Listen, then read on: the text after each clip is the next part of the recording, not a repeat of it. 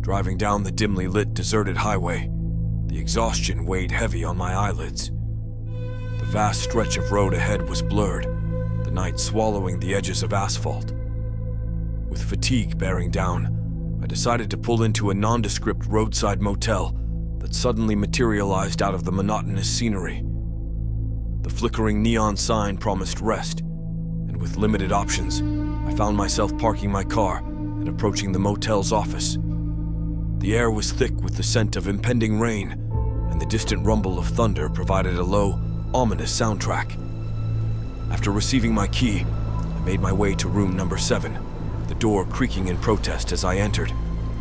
The room was exactly what you'd expect from a roadside motel. Old furniture, a faintly musty smell, and the hum of a worn-out air conditioner working overtime. None of that mattered, as long as I could catch a few hours of sleep before hitting the road again. As I nestled into the bed, the storm broke, rain lashing against the windows, lightning illuminating the room in brief, stark flashes, and thunder rumbling menacingly close. Despite the storm, sleep quickly enveloped me in its embrace. I was awoken by a chilling scream that shattered the silence, jerking me awake. My heart pounded in my chest, disoriented eyes darting around the unfamiliar, shadow-drenched room. Another scream, followed by loud banging and smashing sounds, pulled me out of the bed, cold fear gripping my senses. The sounds were coming from outside, somewhere near the motel's office. With stealthy, hesitant steps, I approached the window, peering out through the thin gap in the drapes. Lightning flashed, briefly illuminating the parking lot in harsh, glaring light, revealing figures moving chaotically, shadows engaging in a macabre dance. A sense of dread settled in the pit of my stomach, prompting me to retreat from the window. With bated breath, I listened as the screaming subsided, replaced by the sounds of crashing and breaking.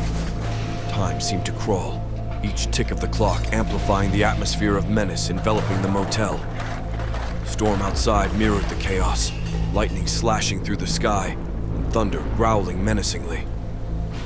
Then, after what seemed like an eternity, silence fell, a suffocating, heavy quiet that pressed against the walls. It was disrupted by the faint sound of sirens approaching, their wailing cutting through the stillness. The red and blue lights painted the room's walls, casting eerie, dancing shadows. Relief washed over me as the police arrived, breaking the tension with their authoritative presence. Curiosity got the best of me, and I cautiously opened my door, stepping out into the cool, damp air. Other guests emerged as well, their faces etched with confusion and fear. We were drawn to the motel office, where the police were congregated. The scene unfolding in the office was chaotic. The space looked ransacked, with papers and belongings strewn across the floor haphazardly. The manager, a stout man who I'd briefly interacted with earlier, was sitting on a chair, his face pale and streaked with blood, an expression of shock frozen on his features. "He got hit on the head, but he's going to be okay," one officer informed us, trying to ease the tension among the gathered guests. The collective sigh of relief was palpable, though it did little to dispel the lingering anxiety. My eyes then drifted to the parking lot, noticing for the first time that several vehicles, including mine, had been vandalized. Windows were shattered and belongings pilfered. Groaning inwardly at the unexpected hassle, I joined the other guests in assessing the damage. As the dawn began to break, casting a soft glow over the disturbed scene, we learned what transpired while night held its reign.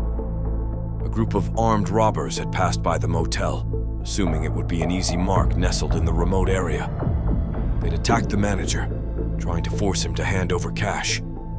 The screams and bangs we heard were the echoes of their violent spree. With the arrival of the police, however, they had fled into the night, disappearing into the darkness. The police took our statements, the routine questions and answers forming a semblance of normalcy amidst the chaos. With the initial shock wearing off, exhaustion crept back in, pulling heavily at my limbs. I wanted nothing more than to leave this place behind and lose myself in the comforting monotony of the road.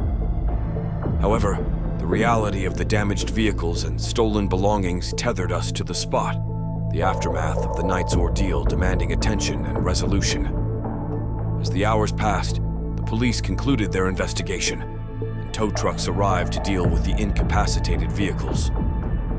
Eventually, as I finally left the motel, securing a ride to my destination, the memories of that night would remain etched in my mind. A chilling reminder of the dangers lurking around us, waiting to emerge under the cloak of night.